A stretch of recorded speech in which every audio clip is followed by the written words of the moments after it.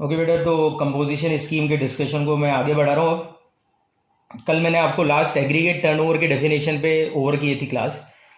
तो जैसे ही आपको याद है कि एग्रीगेट टर्नओवर की डेफिनेशन के अंदर बहुत सारे वर्डिंग्स आए थे, जो कि मैंने कहा था कि हमको कैलकुलेशन पर्पज से आगे उन सभी शब्दों का मीनिंग सीखना पड़ेगा।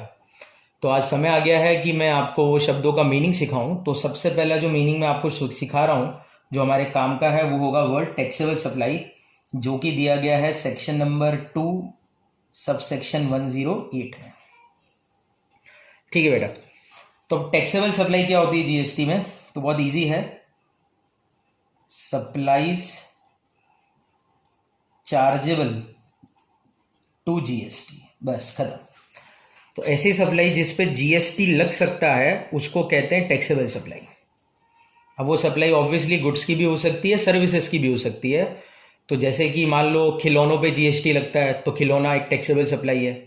ठीक है, रेस्टोरेंट सर्विसेज पे जीएसटी लग रहा है, तो रेस्टोरेंट सर्विसेज एक टैक्सेबल सप्लाई है। तो जिस पे भी जीएसटी लग सकता है वो टैक्सेबल सप्लाई। अब इसी के अंदर बेटा मैं एक और शब्द भी क्लियर कर देना चाहता हूं, नॉन टैक्सेबल सप्लाई क्या है।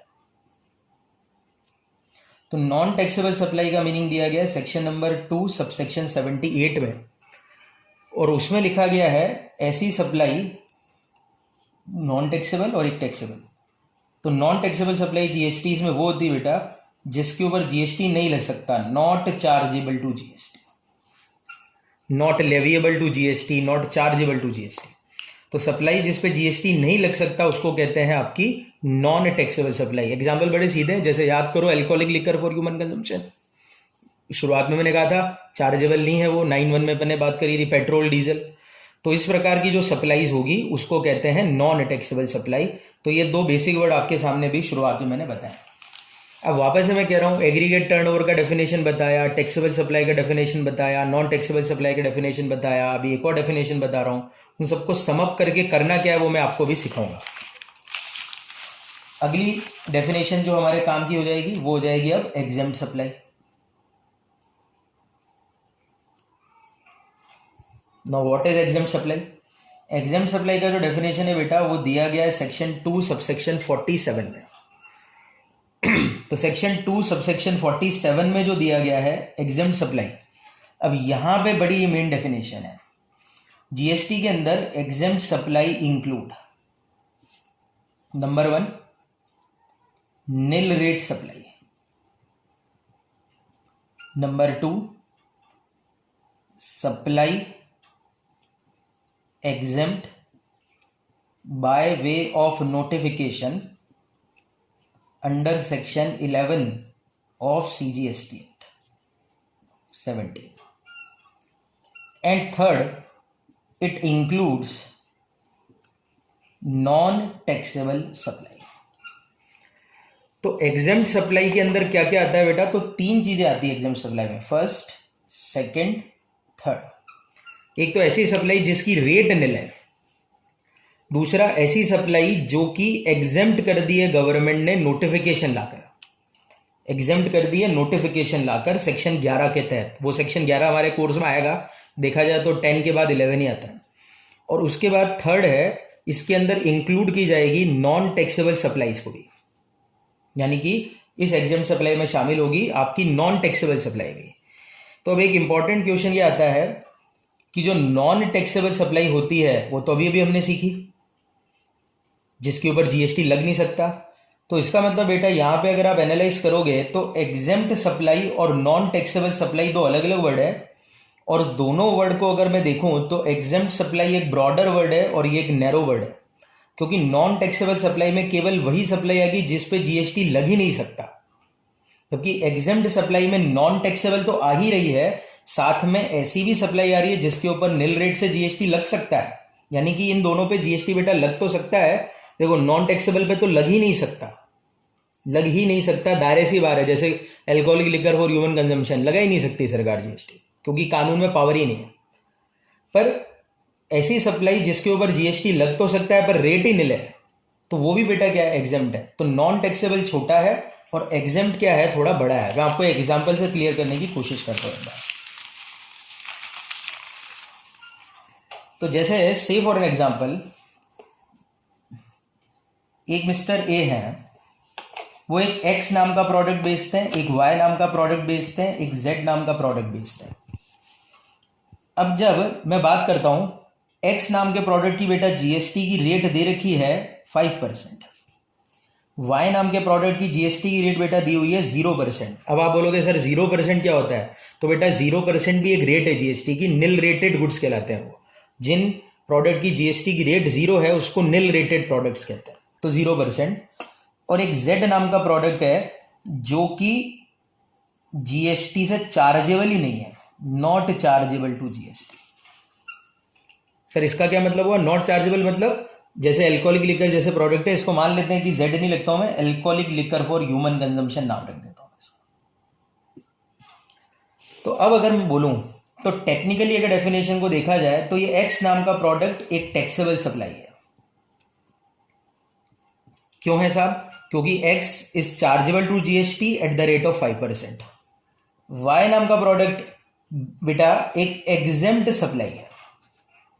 क्यों है एग्जेम्प्ट सप्लाई, क्योंकि वाई एक ऐसा सप्लाई है जिसकी रेट निल है। तो बेटा ये नॉन टैक्सेबल नहीं कहोगे आप इसको क्या कहना, एग्जेम्प्ट सप्लाई। और alcoholic liquor for human consumption को आप बेटा क्या कह सकते हो, नॉन टैक्सेबल सप्लाई भी कह सकते हो और एग्जेम्प्ट सप्लाई भी कह सकते हो। यानी कि alcoholic liquor for human consumption दोनों चीजें कहलाई सकती है। आप उसको एनटीएस भी कह सकते हो, ईएस भी कह सकते हो। क्यों सर दो नाम कैसे हो गए, क्योंकि बेटा देखो alcoholic liquor for human consumption not chargeable to GST है, तो इसलिए नॉन टैक्सेबल भी हो रहा है इस पे डेफिनेशन। और exempt supply include non taxable, तो ये एग्जेम्प्ट सप्लाई भी हो सकता है। तो सर इन्होंने एग्जेम्प्ट सप्लाई और नॉन टैक्सेबल सप्लाई की डेफिनेशन अलग अलग बनाई, फिर एग्जेम्प्ट सप्लाई के अंदर नॉन टैक्सेबल को इंक्लूड कर दिया। तो मैं आपको बताता हूं ये ऐसा इसलिए करा क्योंकि आपको अगर याद हो तो कल एग्रीगेट टर्नओवर में आपको पता है टैक्सेबल सप्लाई और एग्जेम्प्ट सप्लाई दोनों जुड़ती है। तो मतलब क्या हो गया कि अगर मान लीजिए कि मिस्टर अपना एग्रीगेट टर्नओवर निकालना चाहें for the purpose of eligibility under composition scheme as per section 26, तो बेटा इनको x की वैल्यू भी जोड़नी पड़ेगी, y की वैल्यू भी जोड़नी पड़ेगी और इसकी भी जोड़नी पड़ेगी। अब अगर सोचो x क्यों जोड़ना पड़ेगा, क्योंकि टैक्सेबल सप्लाई है, y क्यों जोड़ना पड़ेगा, क्योंकि एग्जेम्प्ट सप्लाई है, और ये क्यों जोड़ना पड़ेगा, क्योंकि बेटा ये नॉन टैक्सेबल सप्लाई तो है पर साथ में क्या भी एग्जेम्प्ट भी है। तो क्योंकि एग्जेम्प्ट जुड़ती है एग्रीगेट टर्नओवर में, तो इसीलिए अल्कोहलिक लिकर की वैल्यू को भी एग्रीगेट टर्नओवर में क्या कर दिया जाता है, जोड़ दिया जाता है। तो एग्रीगेट टर्नओवर का दायरा बढ़ाने के लिए एग्जेम्प्ट सप्लाई में नॉन टैक्सेबल सप्लाई को क्या कर दिया गया, इंक्लूड। अगर नॉन टैक्सेबल सप्लाई को अलग रहने देते ही एग्जेम्प्ट में इंक्लूड नहीं करवाते, तो फिर जब बंदा एग्रीगेट टर्नओवर निकालता तो वो एग्रीगेट टर्नओवर की डेफिनेशन के हिसाब से केवल क्या जोड़ता, टैक्सेबल और एग्जेम्प्ट, और वो इसकी वैल्यू नहीं जोड़ता अल्कोहलिक लिकर की। रीजन क्या देता वो कि साहब alcoholic liquor for human consumption तो नॉन टैक्सेबल सप्लाई है, तो इसीलिए गवर्नमेंट ने एग्जेम्प्ट सप्लाई इंक्लूड क्या कर दिया, नॉन टैक्सेबल, जिसके कारण एग्रीगेट टर्नओवर की कैलकुलेशन को ब्रॉडर किया जा सके। तो यानी कि ये पूरी डेफिनेशन जो आपने तीनों पढ़ी ये for the purpose of calculating this है, that is what aggregate turnover. अभी मैं आपको इसके प्रैक्टिकल क्वेश्चंस थोड़े बहुत करके बताऊंगा तो आपको समझना है। तो अभी आपके दिमाग में 3 डेफिनेशन आ चुकी है, टैक्सेबल सप्लाई क्या होती है, नॉन टैक्सेबल सप्लाई क्या होती है और एग्जेम्प्ट सप्लाई क्या होती है। अब बात को आगे बढ़ाते हैं, अगले कॉन्सेप्ट की तरफ बढ़ते हैं।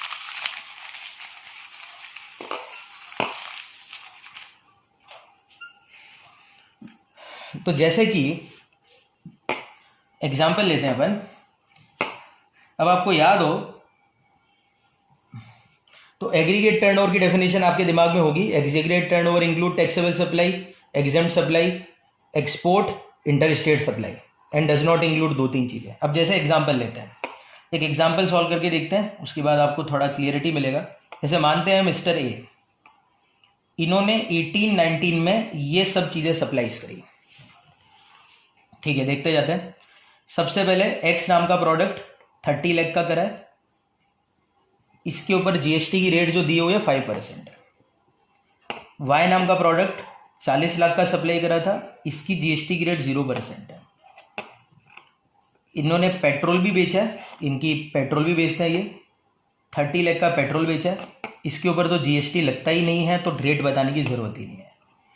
इसके अलावा इन्होंने alcoholic liquor for human consumption भी बेटा 50 लाख का, इसके ऊपर भी जीएसटी नहीं लगता है।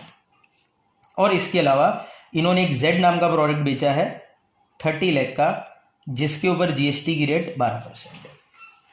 अब इन्हों को क्या करना है, ये एलिजिबिलिटी इनको ये चेक करना है कि 1920 में क्या ये कंपोजिशन में आ सकते हैं कि नहीं आ सकते हैं।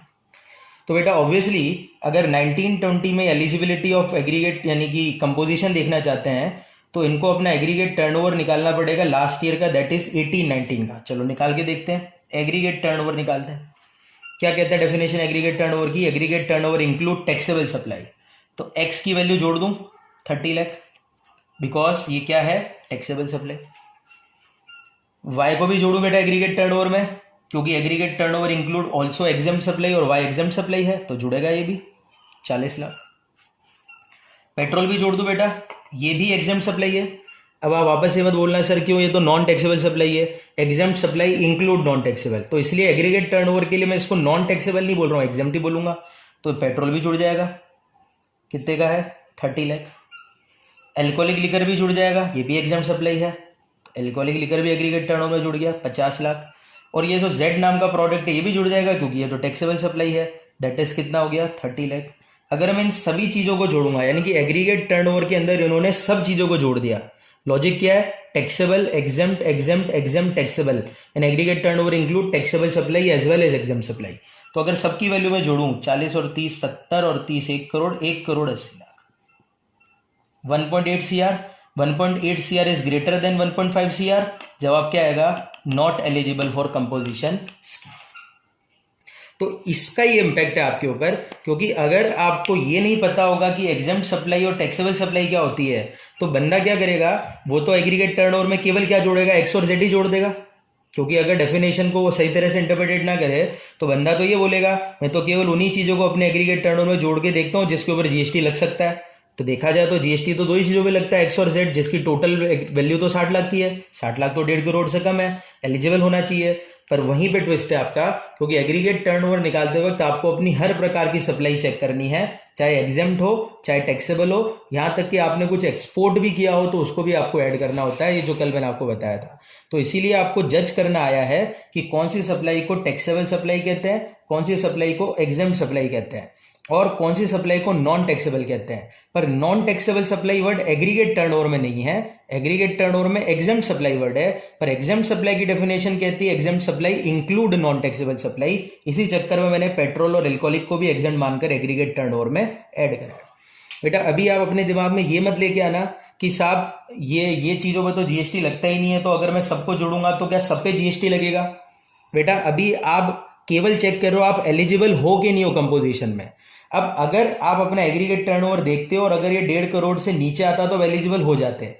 अगर आप एलिजिबल हो जाते हैं तो कितना पे करना पड़ेगा, वो पे कितना करना पड़ेगा वो निकालना मैंने अभी तक आपको नहीं सिखाया है। तो अभी तक आप केवल एलिजिबिलिटी चेक कर रहे हो, ये बड़ा इंपॉर्टेंट वर्ड है। बच्चे क्या गड़बड़ कर देते हैं कि भैया अब मेरे को जीएसटी देना पड़ेगा 1 करोड़ 80 लाख पे, तो अभी आप कैलकुलेशन वाइज कुछ नहीं कर रहे हो, आप केवल और केवल एक चीज सीख रहे हो, वेदर यू आर एलिजिबल और not for the purpose of composition. उसके लिए आपको निकालना पड़ेगा एग्रीगेट टर्नओवर, और एग्रीगेट टर्नओवर की डेफिनेशन के हिसाब से अपन ने एक एक वर्ड को समझा और कैसे वो कैलकुलेट होगा वो अपन ने हिसाब किताब उठाया। तो ये आपको एक लॉजिक यहाँ पर ध्यान देना पड़ेगा। तो ये कॉन्सेप्ट आपको अच्छी तरह से समझ लेना है। अब बेटा एग्रीगेट टर्नओवर के अंदर आगे जो कॉन्सेप्ट आता था उसमें आता था डज नॉट इंक्लूड, एक तो जीएसटी, वो तो कोई दिक्कत नहीं है। यानी कि अगर बाई चांसेस 1 करोड़ 80 लाख की अमाउंट के अंदर मान लो कि 10 लाख जीएसटी होता है, जैसे मान लो पिछले क्वेश्चन में 1.8 CR आपका टोटल हो रहा था सभी चीजों का। अब क्वेश्चन में मैं ये दे देता कि इस 1 करोड़ 80 लाख के अंदर जीएसटी एलिमेंट शामिल है 10 लाख का, तो आप वो 10 लाख इसमें से क्या कर देते लेस, फिर आपका एग्रीगेट टर्नओवर 1.7 CR हो जाता, क्योंकि हमने पढ़ा हुआ था एग्रीगेट टर्नओवर में जो जीएसटी नामक टैक्सेस है उसको इंक्लूड नहीं किया जाता। तो ये आपका वो इंक्लूजन एक्सक्लूजन का पहला पॉइंट भी कोई दिक्कत नहीं है। तो इंक्लूजन की सारी बातें क्लियर हो गई, एक्सक्लूजन का एक बात क्लियर हो गया। अब दूसरी बात आती है कि जो आपको ये कैलकुलेशन करनी है उसमें आपको पता है नॉट इंक्लूड में बहुत इंटरेस्टिंग डेटा मैंने दिया था आपको। मैंने कहा था नॉट इंक्लूड टैक्सेबल सप्लाई। अभी तो टैक्सेबल सप्लाई ऐड करी मैंने, पर उनमें लिखा हुआ आगे कि ऐसी टैक्सेबल सप्लाई को इंक्लूड नहीं करेंगे जो रिवर्स चार्ज वाली इनवर्ड सप्लाई है, ये भी इंक्लूड नहीं करनी है। अब इसका क्या ट्विस्ट है, इसका भी एग्जांपल मैं आपको देता हूं, और क्या है वो एग्जांपल मैं आपके सामने लेकर आने वाला हूं। आपको पता है कि सेक्शन 9(3) में लिखा था कि बहुत सारी specified category of goods and services के ऊपर रिसिपिएंट को जीएसटी देना पड़ता है, रिवर्स चार्ज लगता है। तो अब मैं आपको एक एग्जांपल देता हूं, आप खुद अपने दिमाग से सोचेंगे कि क्या होगा। जैसे मानते हैं एग्जांपल 2 पे चलते हैं। मिस्टर एक्स है, 18-19 में इन्होंने सप्लाई करा एक्स नाम का प्रोडक्ट 40 लाख का, जीएसटी की रेट 5%। जेड नाम का प्रोडक्ट 60 लाख का, जीएसटी की रेट 0%।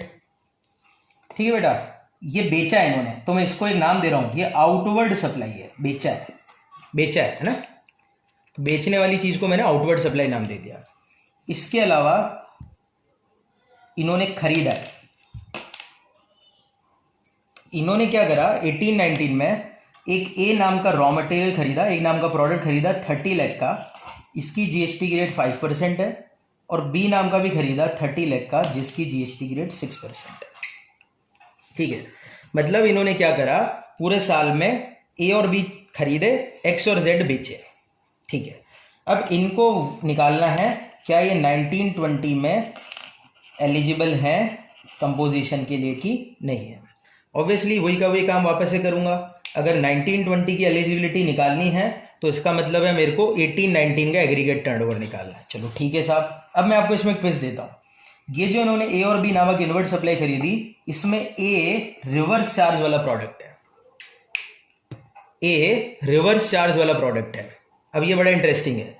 तो बेटा ए अगर रिवर्स चार्ज वाला है तो इसका मतलब क्या हुआ, इस ए का जो जीएसटी बनेगा ए नामक प्रोडक्ट का, वो जीएसटी एक्स को ही देना पड़ेगा। फिर तो रिवर्स चार्ज है, तो रिवर्स चार्ज में क्या होता है, जीएसटी रिसिपेंट देता है। तो ए का रिसिपेंट कौन है, एक्स ही तो है, ए खरीद रहा है। तो इसका मतलब ए का जो जीएसटी है उसको लाइबल करने की जिम्मेदारी, पेमेंट की जिम्मेदारी एक्स की है। ठीक है, तो अब हमारे सामने का एक ट्विस्ट आता है कि एग्रीगेट टर्नओवर में क्या क्या जुड़ता है। वही की वही बात वापस से आती है, एग्रीगेट टर्नओवर इंक्लूड सारी की सारी टैक्सेबल सप्लाई। तो चालू करते हैं। तो एक तो वो देखो एक्स जोड़ेगा, एक्स की वैल्यू कितने रुपए की हो गई, 40 लाख। जेड भी जोड़ लेगा, वाई ये टैक्सेबल सप्लाई है, ये एग्जेम्प्ट सप्लाई है, दोनों जोड़ लिए एक्स और जेड, 40 और 60। अब ट्विस्ट आता है कि ये जो ए और बी है, इसमें से ए और बी में से भी तो एक्स के लिए ए टैक्सेबल हो गया। कैसे हो गया सर टैक्सेबल, क्योंकि इस ए का जीएसटी एक्स को तो देना पड़ेगा, बी का जीएसटी तो जिसने बेचा होगा वो दे देगा। देखना बेटा ध्यान से, मैंने बोला ए रिवर्स चार्ज वाला है तो बी रिवर्स चार्ज वाला नहीं है। तो इस बी नामक प्रोडक्ट की सप्लाई का जो जीएसटी बनेगा वो तो उसका सप्लायर पे करेगा, उसका सप्लायर कोई भी हो वो पे कर देगा। पर ए का जो है जीएसटी वो उसका सप्लायर पे ही नहीं करेगा, खुद एक्स पे करेगा। तो एक्स के पॉइंट ऑफ व्यू से टैक्सेबल नहीं हो गया ये ए नामक प्रोडक्ट। पर ये ए बेटा कौन सा वाला प्रोडक्ट है, इनवर्ड सप्लाई है। ए टैक्सेबल है, ए टैक्सेबल है एक्स के लिए, पर taxable due to outward supply नहीं है, इनवर्ड सप्लाई है। और टैक्सेबल क्यों होगी इनवर्ड सप्लाई, क्योंकि रिवर्स चार्ज लग रहा है। लॉजिक क्लियर हुआ क्या आपको।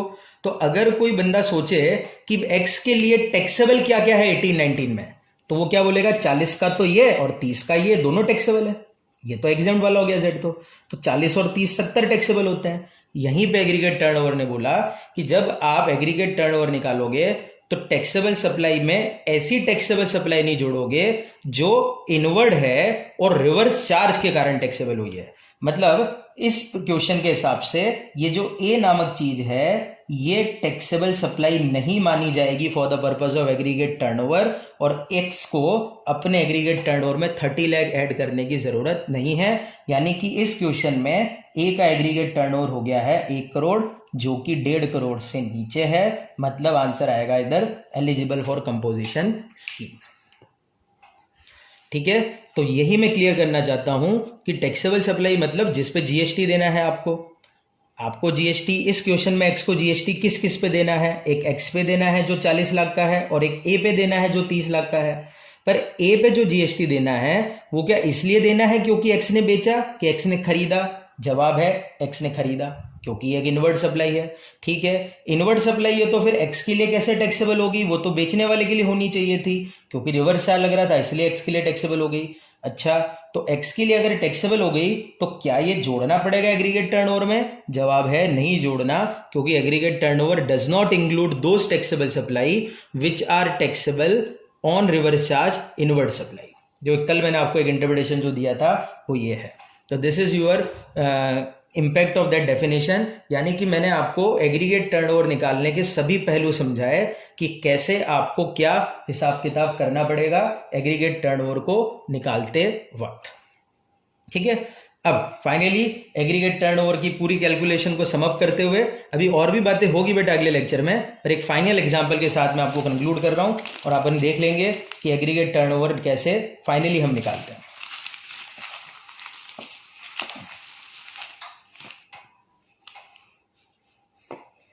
एग्जाम्पल के लिए केस वाइज बनाता हूं, चलो।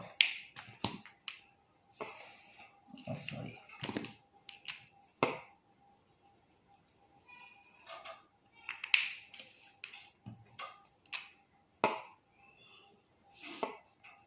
केस रखता हूं,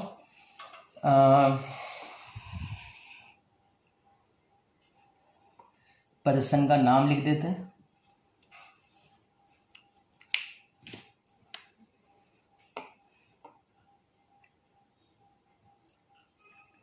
इसके बाद मैं लिख देता हूं टैक्सेबल सप्लाई कितने रुपए की है,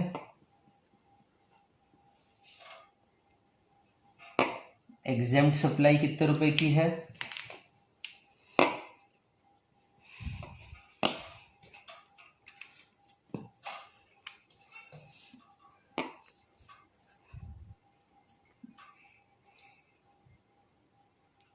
ठीक है, और लास्ट अपन बना लेते हैं एग्रीगेट टर्नओवर कितना आएगा अपन को निकालना है। चलो केस 1, पर्सन एक्स है, इसने क्या करा, एक 5% की रेट वाला 60 लाख का माल बेचा और एक 10% की रेट वाला 30 लाख का माल बेचा। इसके अलावा इसने 30 लाख की एक एग्जेम्प्ट सप्लाई भी करी है। तो हमारा क्वेश्चन आता है एग्रीगेट टर्नओवर कितना होगा, तो जवाब क्या आता है बेटा, यहाँ पर 60 भी जुड़ जाएंगे, 30 भी जुड़ जाएंगे, 30 भी जुड़ जाएंगे, टैक्सेबल 90 और 30 1 करोड़ 20 लाख। तो फर्स्ट केस में हमारा एग्रीगेट टर्नओवर कितना आ गया, 1.2 CR, which is less than 1.5 CR, मतलब ये कंपोजिशन में आ सकता है। पहला बेसिक क्वेश्चन। वाई पे आते हैं, इसने टैक्सेबल सप्लाई करी 10% वाली 40 लाख की, इसने 12% वाला एक 50 लाख का इनवर्ड टैक्सेबल सप्लाई भी किया है। इसके अलावा इसने 60 लाख की एग्जेम्प्ट सप्लाई की है। ठीक है, तो अब इसका एग्रीगेट टर्नओवर निकालते हैं। तो बेटा देखो क्या क्या करूंगा, टैक्सेबल सप्लाई में क्या जोड़ूं, 40 जोड़ दूं, ये 50 नहीं जोड़ूंगा। लॉजिक क्या है, inward taxable supply reverse charge वाली है ये, इसलिए इसको जोड़ने की जरूरत नहीं है। इनवर्ड सप्लाई बेटा तभी टैक्सेबल होगी जब रिवर्स वाली हो, अदरवाइज तो इनवर्ड पे तो आपको टैक्स देना ही नहीं है, वो तो बेचने वाला देगा। तो ये तो हमेशा दिमाग में रखो कि आपके लिए जनरली टैक्सेबल होगी आउटवर्ड वाली, इनवर्ड वाली आपके लिए केवल तभी टैक्सेबल होगी जब वो रिवर्स में हो, तो वो आपको एग्रीगेट में नहीं जोड़नी है। तो 40 और 60 1 करोड़, अगेन 1.5 CR से नीचे है, कंपोजिशन में आ सकता है। थर्ड पॉइंट में आते हैं, जेड है, 12% वाला 70 लाख का माल बेचा है। इसके अलावा इसने पेट्रोल सेल करा है, इधर लिख देता हूं पेट्रोल को मैं, पेट्रोल सेल करा है, पेट्रोल का अभी पंप लगा रखा था, तो 50 लाख की पेट्रोल की सेल है। और इसके अलावा एक 0% की रेट वाला 30 लाख का माल बेचा है। और इसके अलावा 20 लाख का एक गुड्स बेचा है जो कि नोटिफिकेशन के अकॉर्डिंग क्या है, एग्जम्प्ट है। अब नोटिफिकेशन वाला बेटा क्या होता है, ऐसा माल जिसके ऊपर जीएसटी की रेट तो है, मतलब 0 से ज्यादा की रेट है, 10 15 20 रेट तो है, पर सरकार नोटिफिकेशन लेके आ गई और बोल दिया कि भाई हम तो नहीं लेंगे, तो वो जो होता है वो नोटिफिकेशन वाला माल होता है। तो नोटिफिकेशन के तहत 20 लाख की सप्लाई एग्जम्प्ट है। तो अब अगर मैं जोड़ूं तो टैक्सेबल सप्लाई, यानी कि टैक्सेबल सप्लाई इस क्वेश्चन में होगी 70 और एग्जम्प्ट सप्लाई 30 लाख की, तो ये होगी 0% वाली, 20 लाख की होगी आपकी नॉन एग्जेम्पशन नोटिफिकेशन वाली। पेट्रोल को जोड़ूं कि नहीं जोड़ूं? तो जवाब है पेट्रोल भी जुड़ेगा। क्यों जुड़ेगा? क्योंकि पेट्रोल भी एग्जेम्प्ट है, because exempt include non taxable. तो इस क्वेश्चन के अकॉर्डिंग अगर देखें तो जेड का जो एग्रीगेट टर्नओवर है 70 और 30 1,70,00,000, जो कि 1.5 करोड़ से ज्यादा है। अब ये कंपोजिशन स्कीम में नहीं आ सकता इस क्वेश्चन के अकॉर्डिंग। तो बेटा एक बेसिक आइडिया मैंने आपको दिया एग्रीगेट टर्नओवर निकालने का, इतना आपको सीखना है, क्योंकि अभी और भी प्रश्न यानी कि और भी पहलू आएंगे अभी, तो आगे आगे अपन और इसको डिस्कशन को बढ़ाएंगे। यहाँ तक आप एक बार कंक्लूड करेंगे। Thank you.